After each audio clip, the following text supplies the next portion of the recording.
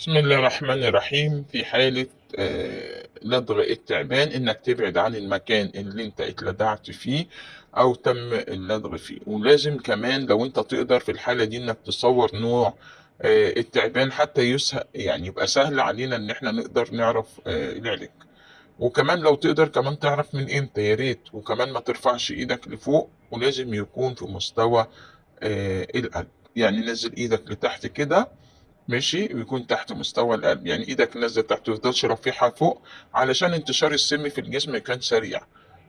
يبقى احنا دلوقتي، ولو انت لابس خاتم او ساعه او دبله او اي حاجه لازم تشيلها، عشان لو ايدك ورمت مش هنعرف نشيلها.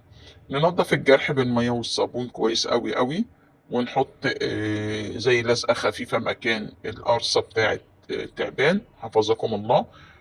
ما تحاولش تدوس عليها قوي، يعني ما تفضلش تشد في الرباط علشان ما ي... كل ما تدوس عليها كل ما يسهل الامتصاص. بعد كده ان شاء الله باذن الله حد ياخدك يوديك المستشفى عشان خاطر تاخد العلاج المناسب. وشفانا الله وعافاكم يا رب.